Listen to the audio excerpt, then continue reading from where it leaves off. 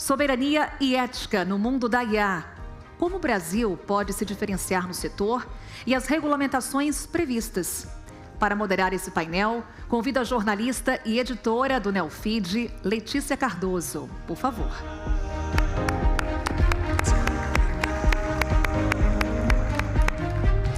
E as nossas convidadas. Ela é deputada federal pelo Partido Novo.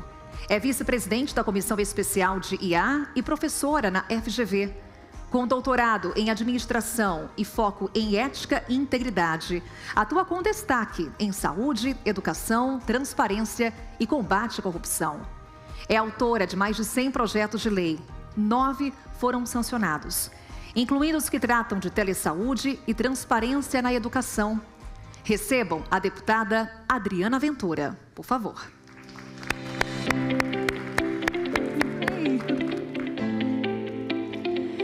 E a nossa próxima convidada é CEO e fundadora da Gisele Truzzi Tech Legal Advisory e tem 20 anos de experiência na área do direito digital. É também coordenadora e coautora do livro LGPD para PMEs. Recebam Gisele Truzzi.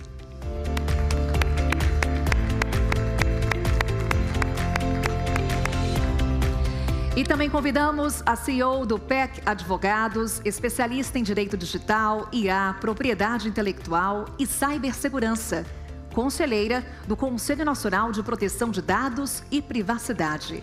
Bem-vinda, Patrícia Peck.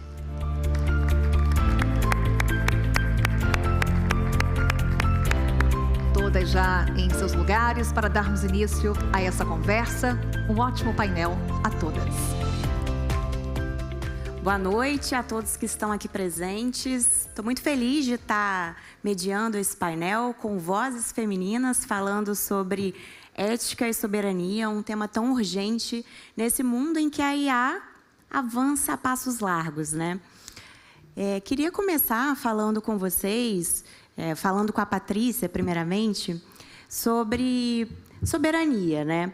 A gente tem um modelo brasileiro de LLM, que é o Maritaca, tem tecnologias que vêm sendo desenvolvidas aqui, mas a gente usa amplamente, muitos brasileiros usam tecnologias dos Estados Unidos, como ChatGPT, da China, né, como o DeepSeek. Ao usar essas ferramentas, né, de LLM, será que a gente não estaria entregando de bandeja dados estratégicos para essas grandes potências? Você acha que talvez nós estejamos nos tornando digitalmente colonizados, Patrícia? Bem, olá, Letícia, obrigada. Bom dia a todos.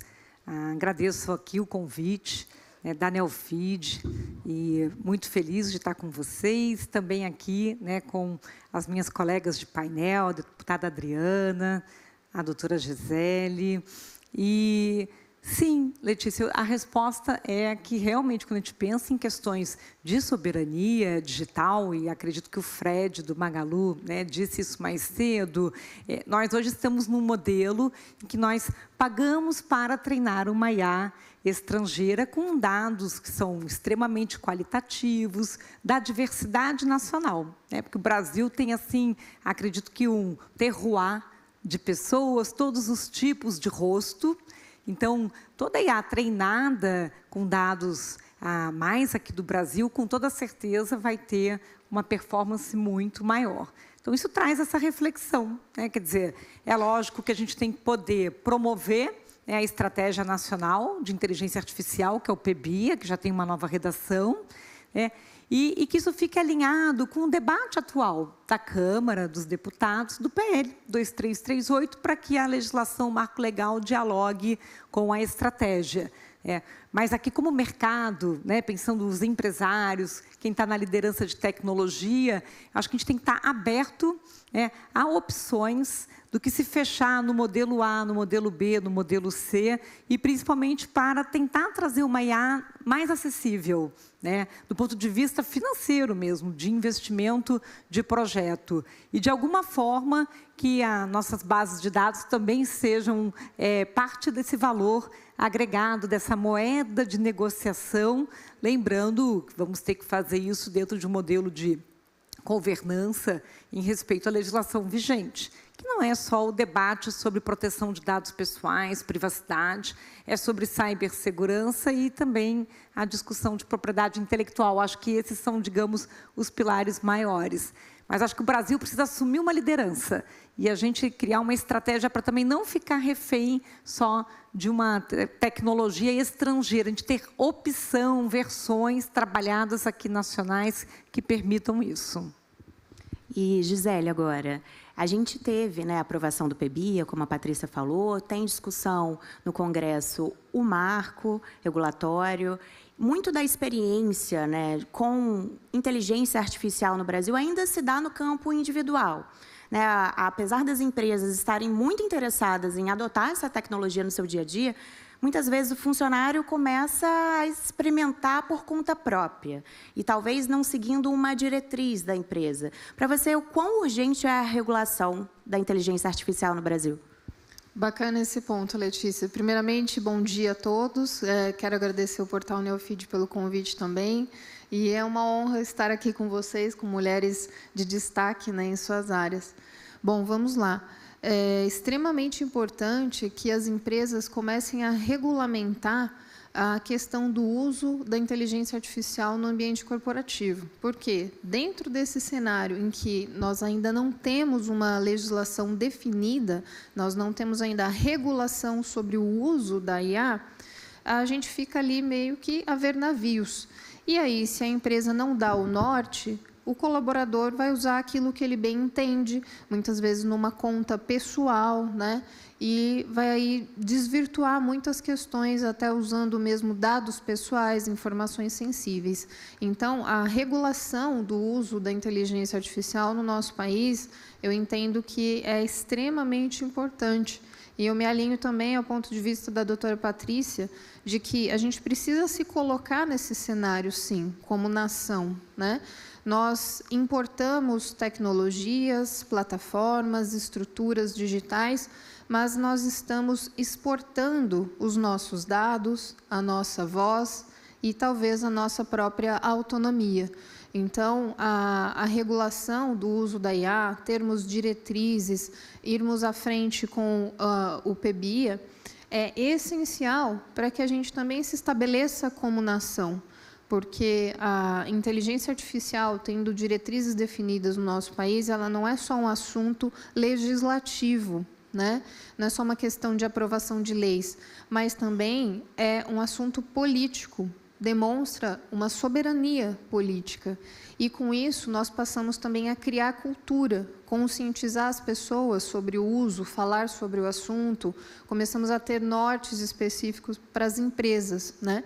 Então, independentemente do cenário legislativo hoje, não importa o quanto demore para o PBIA avançar e termos, de fato, uma legislação aprovada, é extremamente importante que nossas empresas comecem a desenvolver políticas internas de uso da IA no meio corporativo, com diretrizes específicas, o que se deve, o que não se deve fazer, o que não recomendamos de modo algum, né? Quais são as IAs que aquela empresa aceita, que ela prefere. Cada empresa tem uma plataforma digital que gosta mais de usar e assim por diante. E sempre pensarmos no seguinte, não podemos delegar totalmente as nossas tarefas, o nosso cognitivo, para uma inteligência artificial. A gente precisa de uma revisão humana constante e precisamos de equipes multidisciplinares trabalhando, verificando essa IA, porque senão ela vai começar a desenvolver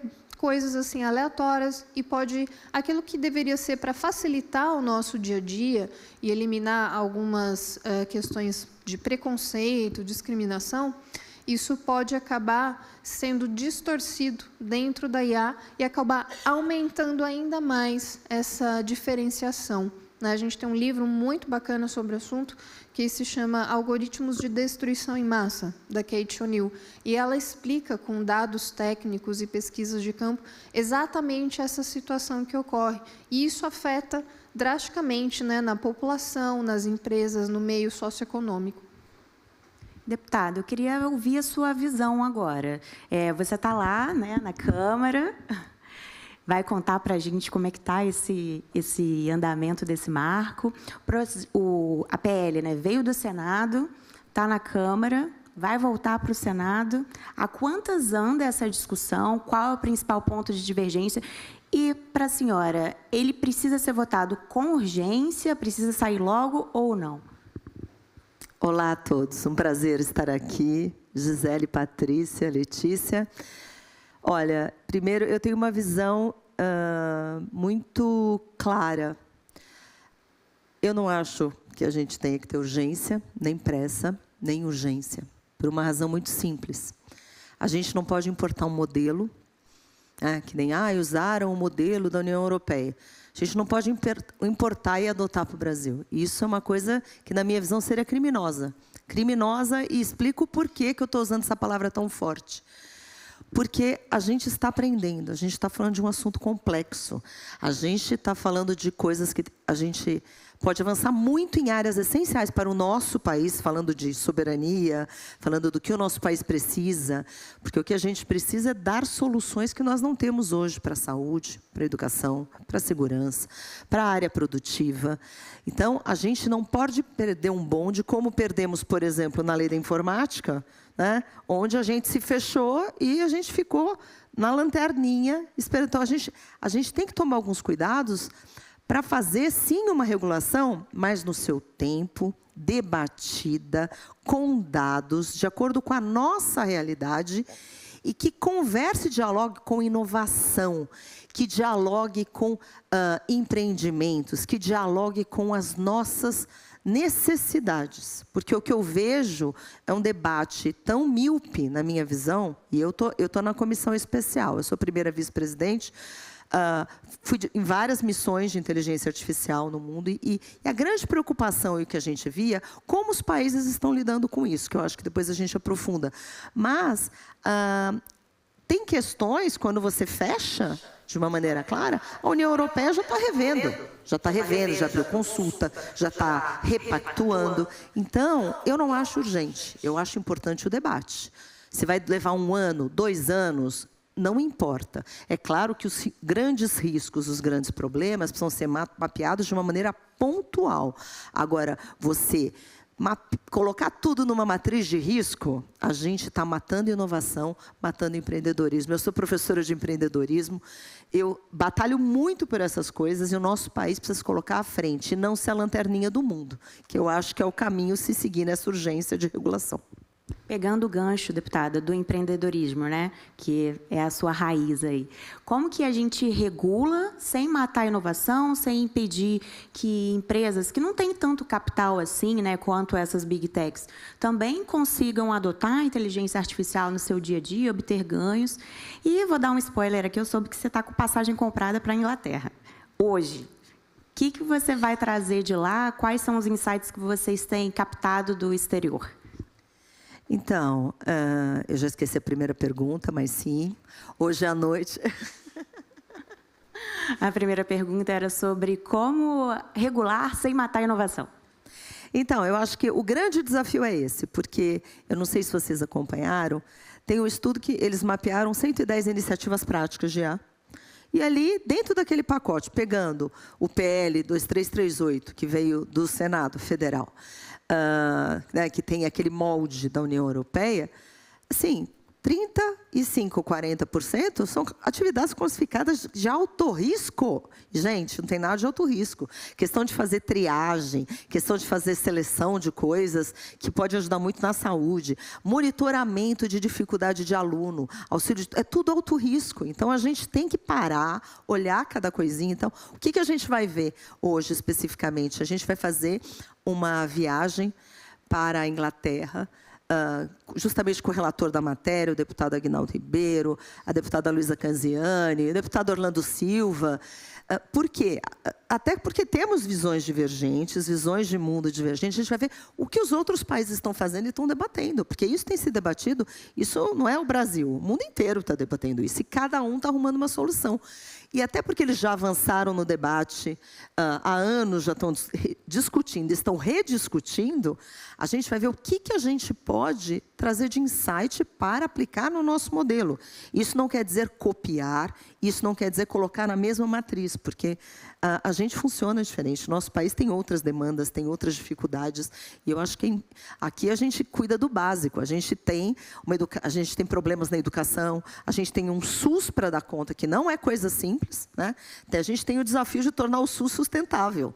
Então, a gente vai lá nessa busca, vamos ter reunião com a Secretaria de Segurança, falar de cibersegurança, falar da questão dos dados, falar como as aplicações práticas, o que exemplo mostrou.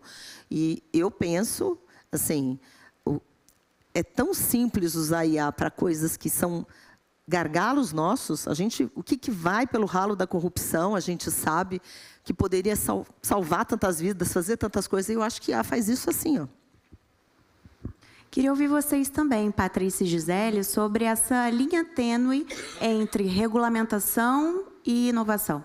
Letícia, eu concordo com a deputada Adriana que menos é mais na matéria de tecnologia, não é de hoje, né?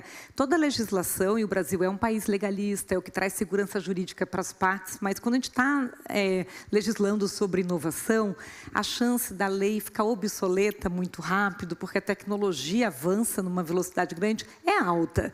Por isso que a gente já começou a trabalhar muito mais estratégias de modelos de autorregulação regulada, que você faz uma combinação, não só de legislativo e executivo, mas do próprio mercado, da sociedade, para conseguir mantendo isso atualizado ao longo do tempo. Então, a proposta inicial, que era da Câmara, era uma proposta leve, ela era principiológica, ela tinha conceitos, e era para dar uma atração, para mostrar, olha, o Brasil deu a largada, né, vamos sair na frente, podemos melhorar a padronização em contratos, podemos trabalhar as políticas seguindo essa orientação, porque evita também uma subjetividade muito grande se um caso parar em discussão no judiciário. A lei acaba sendo um guardrail, né, para isso.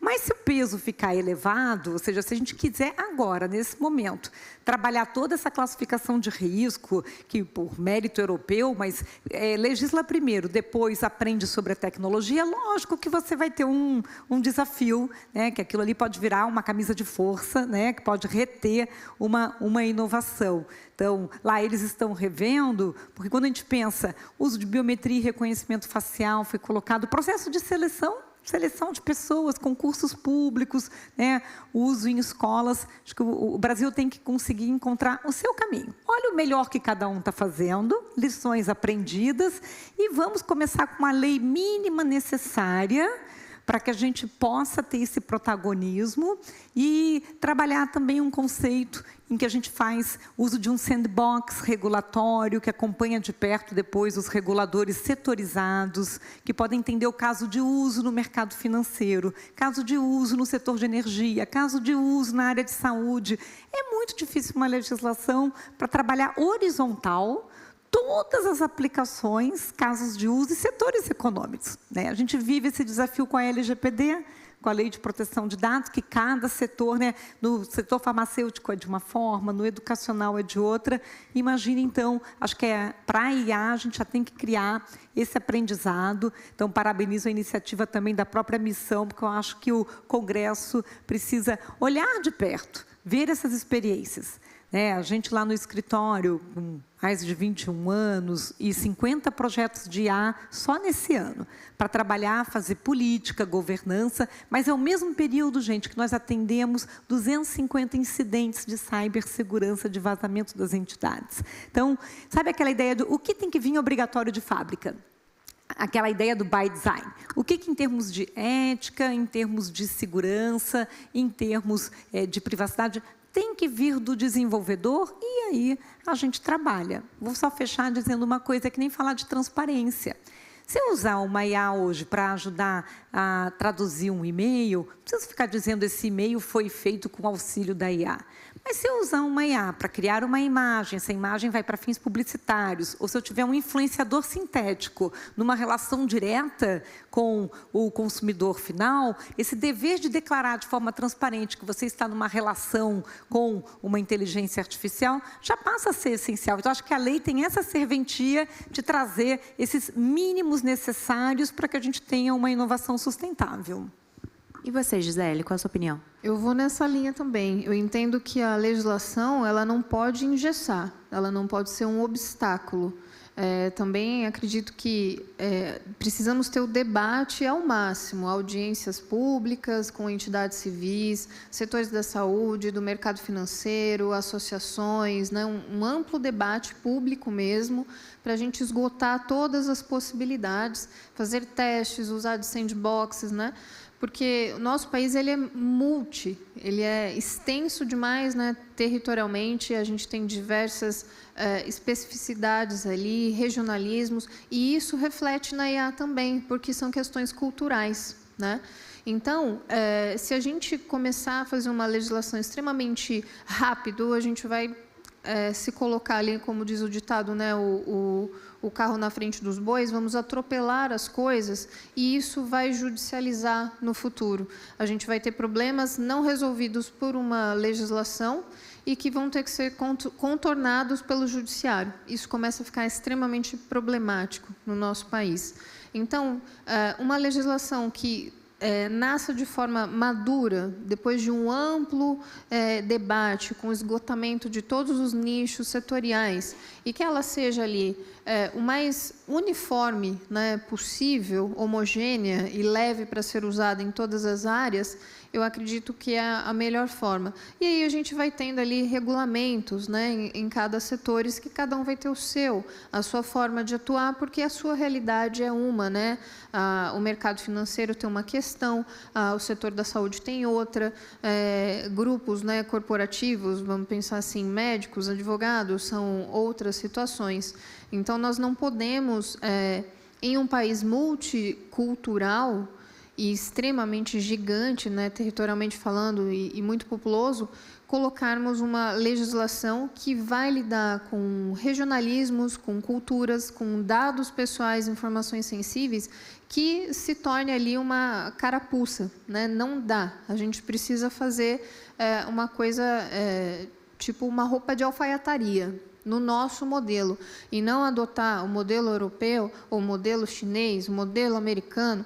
E aí a gente sempre fala, e se a gente olhar aqui em volta, né, dos nossos irmãos latinos, temos algumas experiências interessantes, né? Não me engano agora, se não me lembro agora se é Equador ou Peru, que tem uma legislação funcional bacana, até sobre IA, e ninguém fala sobre ela, né? Então, os países latino-americanos, às vezes, vão ter uma realidade mais parecida com a nossa do que o europeu. E isso vai refletir nessa questão da IA também, né? Um outro ponto que eu entendo que é extremamente importante, além de tratar ali, né, desde o cerne da criação, né, no by design, é pensar nesse letramento sobre inteligência artificial. Então, capacitar professores, mediadores, multiplicadores, né? Colocar isso em escolas, pós-graduações, desde a base do nosso ensino, para isso ser natural. Ora, a gente está falando de inteligência artificial hoje em dia, da mesma forma que antigamente a gente estava falando dos bebês acessando os celulares e tablets com menos de 2 anos de idade. E hoje em dia eles fazem isso com a IA no celular dos pais. Então, eles estão também sendo alfabetizados em IA. Então, a gente precisa tratar dessa questão no meio educacional também. Pensar que nós temos também um aparato ali, em termos de geração de energia no nosso país, que foi abordado em um dos painéis anteriores, muito bom para a questão de data centers, servidores no nosso país, né? Temos um litoral gigantesco, a gente pode usar de energia eólica, temos hidrelétricas, enfim, todos esses espaços, né, territoriais que podem ser explorados. Em termos de profissionais, a gente sabe que muitos dos melhores desenvolvedores das grandes empresas estrangeiras são brasileiros. Nós exportamos devs para o mundo todo, né? E importamos tecnologia. Olha que coisa doida, né?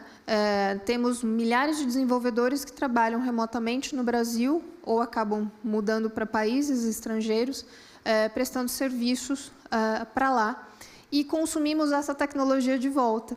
E se a gente valorizasse, né, essa prata da casa, criando políticas de cargos e salários, fomentando isso em pesquisas públicas, em universidades públicas, desenvolvendo mais projetos de IA brasileiro. A gente tem hoje a Maritaca, que também é um eixo ali do nosso país, mas a gente não tem uma nuvem brasileira, né? A gente não tem uma cloud brasileira.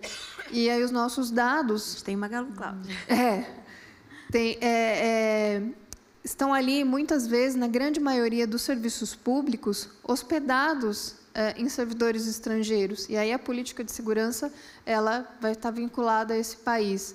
Então, e se a gente começasse a fomentar mais esse desenvolvimento tecnológico no nosso país, criando estruturas, criando políticas, investimentos, formando esses profissionais? Então, eu acho que a gente tem muito, muito potencial mesmo para desenvolver a nossa própria IA com tudo isso que nós temos à mão, né? Deputada, a senhora citou que a comissão é bem diversa, né? O que é ótimo, porque traz diversos pontos de vista para a gente discutir e pensar por diversos ângulos. Mas eu sei que tem algum ponto que é o ponto de maior divergência, né? A gente tem esse marco que foca muito em soberania nacional. Queria que você me contasse qual é o ponto focal ali de divergência entre os deputados, qual é o receio quando esse projeto voltar para o Senado e também se existe lobby em relação à IA. Como é que está isso? Então, tem muita divergência. E começa na própria mesa, né? Então, a gente tem a Luísa, que é do PSD ali, que ela é um centro, vamos falar assim. Depois tenho eu, que primeira vice, que eu sou do Novo. A gente é liberal, tem uma visão muito mercado, para empreendedor, para inovação. Depois a gente tem o Reginaldo Lopes, que é do PT, né, que tem uma outra visão. Depois tem o Gustavo Gayer, que é do PL. E tem o deputado Aguinaldo, né, que é do PP, que a gente conhece já da reforma tributária, que também tem. Então, ele é muito diverso. Então, quando começa a discutir convidado, já é divertido, porque e as visões se afloram ali. E isso é muito rico, gente. Eu acho que isso é uma riqueza para a gente construir uma coisa duradoura, né? Agora, eu acho que tem os pontos assim que eu acho que são fundamentais. Primeiro, a gente falar dessa questão do risco, né? Porque todo o PL do Senado foi construído em cima de uma matriz de risco. Isso, para mim, é um terror. Tudo ali tudo é multa de 50 milhões. E isso, assim, o custo de conformidade é um absurdo. Isso impede a inovação. Isso dá medo de fazer as coisas. Por que alguém vai se arriscar a fazer alguma coisa? Porque vem um ser iluminado ali do além, que sei lá de onde veio, que vai resolver se aquilo pode ou não. O que é isso? Então, quando a gente compara, por exemplo, com o modelo japonês, não tem isso, não tem multa, não tem sanção. Então, aqui a gente já começa a matar a inovação ali, na hora. Tem o segundo ponto, que é muito polêmico, que, na minha visão, não deveria estar nesse projeto de lei, que é a questão do direito autoral. Não deveria. Eu acho que o debate precisa ser feito. Tá? Estou falando isso, gente, eu sou acadêmica, eu sou professora da GV. Então, hoje, assim, a gente está diante de uma coisa disruptiva. Esquece o que era antes. Esquece como fazia. A gente tem que rediscutir, repactuar e repreender. Eu sou analógica. Eu, nasci analógica. Hoje eu falo para os meus alunos usarem GPT. Hoje eu mudei completamente meu jeito de dar aula, meu jeito de... Não tem mais pergunta burra, não tem mais nada. Eu tenho que ter antídoto IA. Eles são obrigados a falar, todos são obrigados a usar, tem que explicar como usou, o que usou, porque aí a gente cria um cidadão que sabe fazer as coisas. Mas, para mim, também é uma aprendizagem. Eu acho que a gente precisa aprender. Falar de direito autoral, eu acho que o conceito está errado. Porque ali não é cópia, ali é aprendizagem.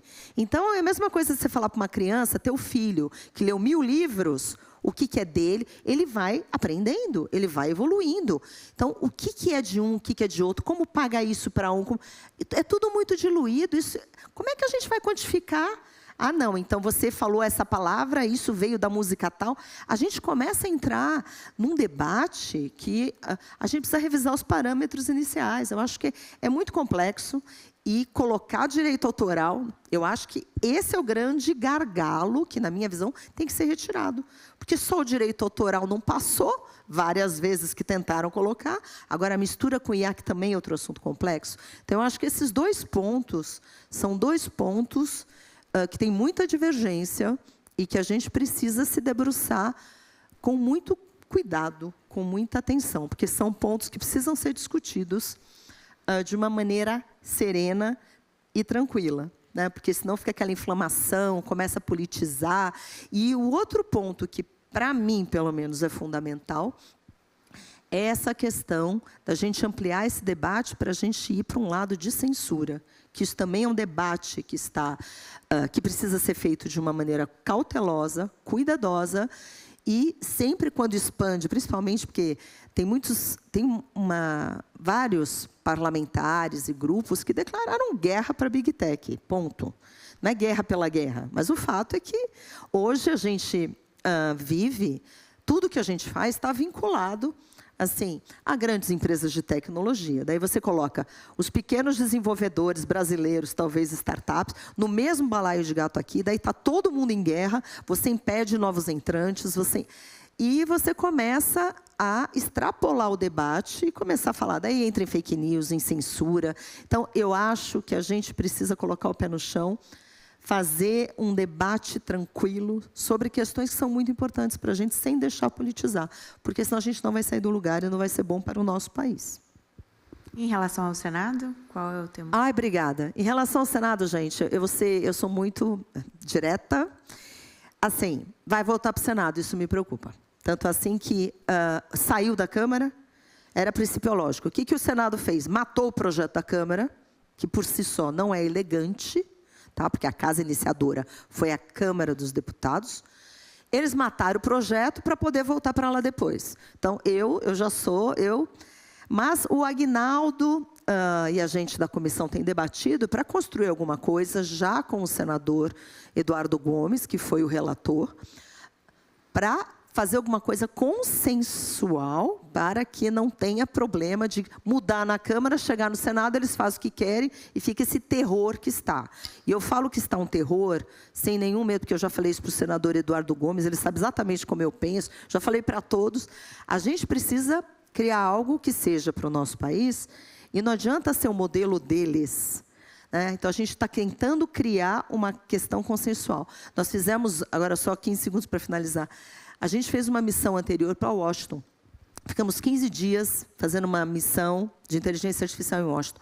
Não tinha um lugar, um think tank, qualquer coisa que a gente entrasse, que todos tinham a lista de recomendações preocupadíssimos com o PL 2338. Todos sabiam, a gente entrava por conta disso. Só risco, matar inovação, matar empreendedorismo. Isso coloca o Brasil numa posição muito vulnerável, muito vulnerável. Então, é essa a nossa preocupação em torná-lo mais aberto, mais principiológico, para poder acomodar outras coisas, para não servir a interesses específicos de nenhum grupo. A gente está nos 10 minutos finais aqui do nosso painel e eu queria mudar um pouco a discussão para essa questão de direitos autorais, que você citou, ética também. Patrícia, a gente tem uma zona cinzenta, né, relacionada a IA. Por exemplo, se eu crio, usando o ChatGPT, alguma obra inspirada em Monet, isso é plágio ou não? Ou só se eu utilizar um personagem da Disney para uma outra história que eu criei? Qual que é a sua visão? Bem, Letícia, Primeiro, eu acredito que a forma como a gente trabalha com a IA faz diferença nessa análise do resultado criativo, né? Do que você adicionou. E a gente trabalha se inspirando em outros desde sempre, né? Então, é lógico que existe um how to do, né? Um como fazer isso. Então, a gente recomenda a muitas das empresas hoje trabalhar qual é o meu protocolo de documentação do projeto criativo de uma interação com a IA. Então, o que eu apresentei naquela primeira tela de prompt, como eu trabalhei o prompt, você documentar isso, o que eu adiciono como um elemento criativo humano, até para garantir ali a proteção também autoral da própria obra nova que está sendo criada, e o resultado final apresentado. Então, quando você segue um passo a passo assim, você legitima, você pode. Então, acho que a gente não vai, nem o não protege nada, nem o protege tudo, né? Quer dizer, existe uma forma que a gente já trabalha há bastante tempo para poder viabilizar direitos autorais. A minha tese de doutorado, né, que eu defendi aqui na Universidade de São Paulo, ela é sobre propriedade intelectual das bases de dados na inteligência artificial. É justamente sobre essa temática. E o que se observa é que, sim, para um modelo algoritmo, né, aprender, ele está no princípio do Big Data, que é o princípio da exaustão. Ele tem que saber o máximo possível sobre aquele dado para que você diminua viés, para que você diminua um resultado que possa gerar uma alucinação.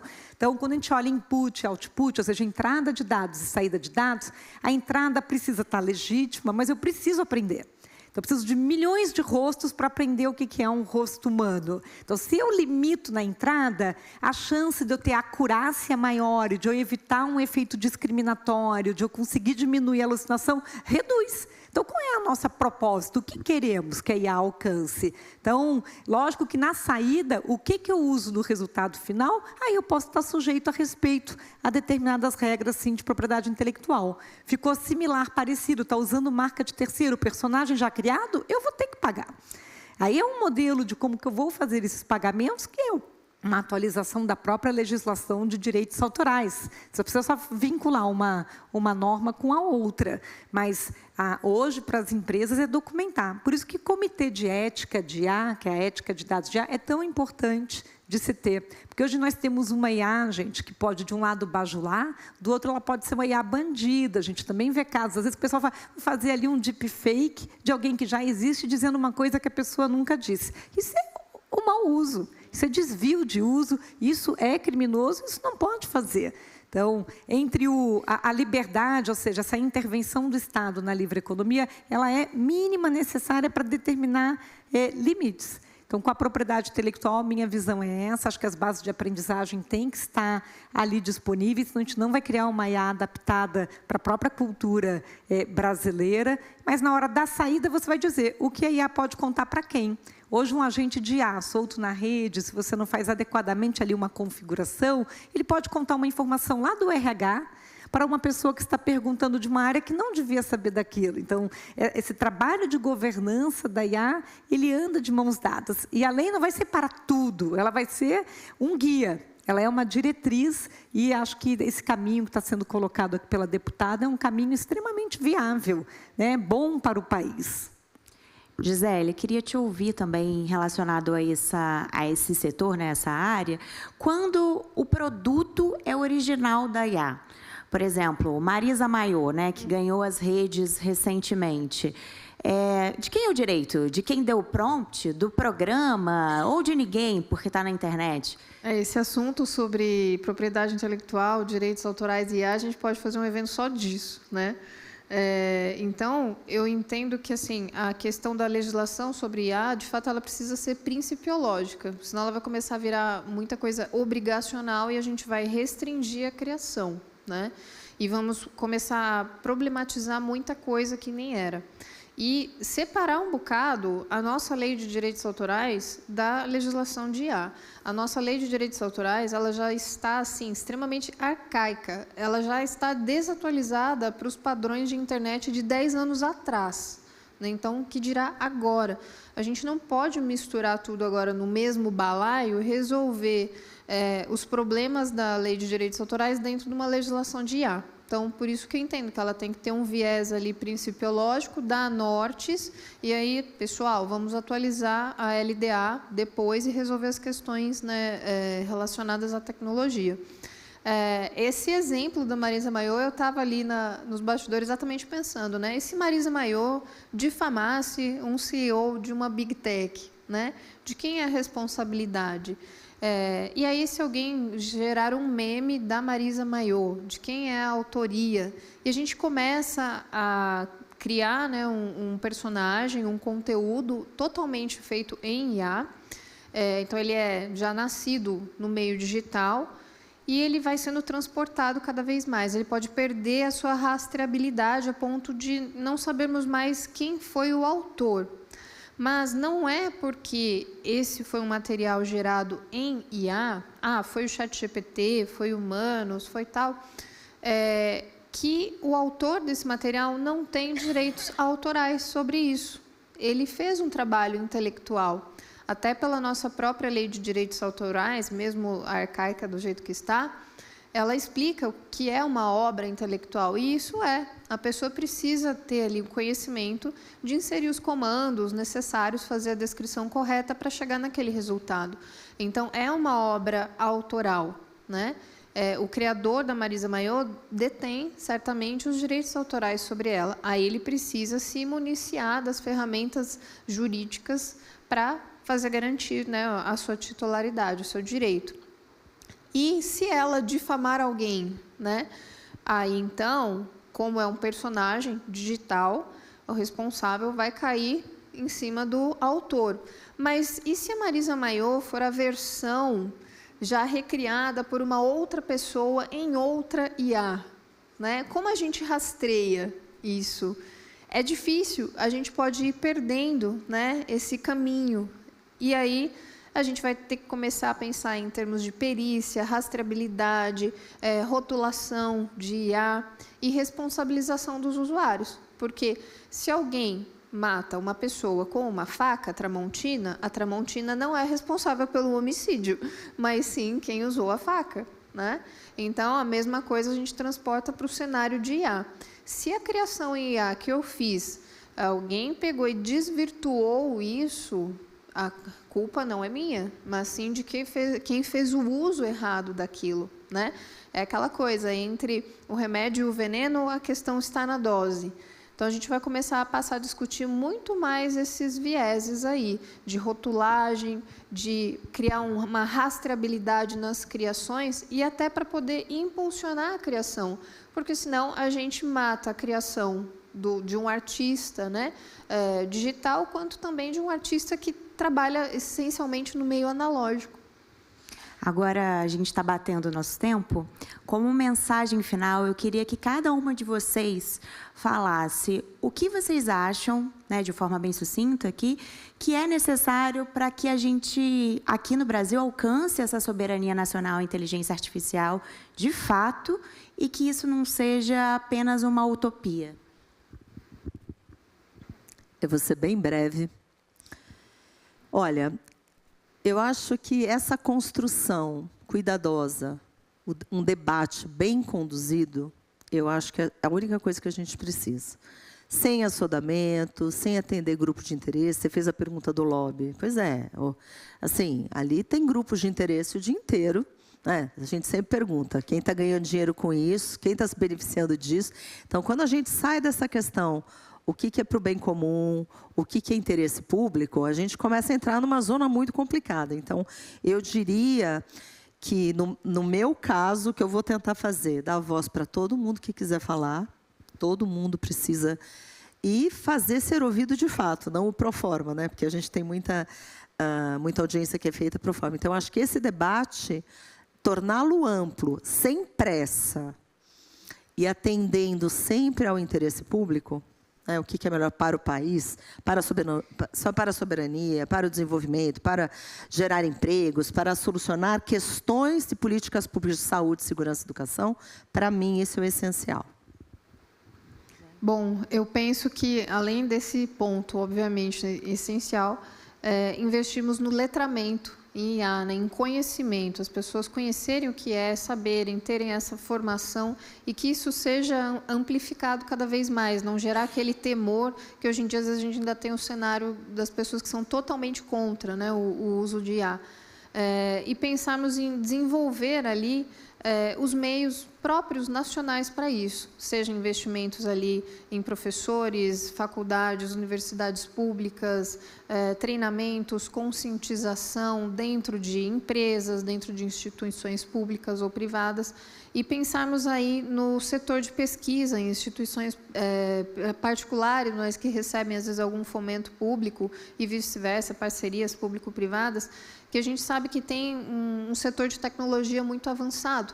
Então, a gente precisa mesmo, nós temos ali a faca e o queijo nas mãos para termos, talvez, a melhor das IAs dentro do nosso cenário. A gente não precisa importar nada comprado, né, de usar modismos. A gente pode ter algo muito bem feito dentro da nossa própria casa que atenda às nossas necessidades. Então, a gente investir isso dentro daquilo que a gente já tem, eu acredito que também é muito importante. Você, Patrícia?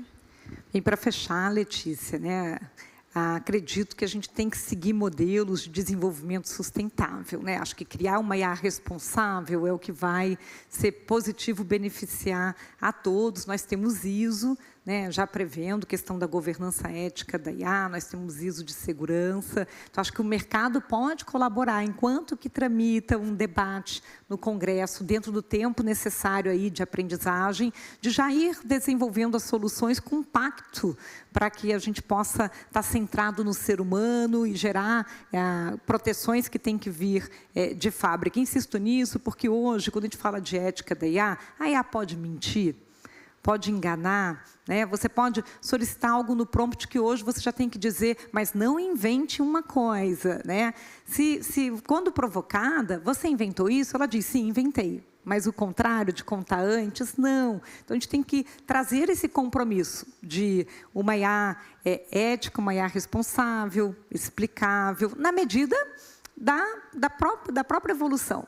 Acho que funciona muito diferente o caso de uso. Se eu trouxer um carro inteligente, tudo que é smart, que eu estiver embarcando ali, lógico que existe uma parte, um limite de responsabilidade do fabricante, você tem o usuário, você tem terceiros naquela relação.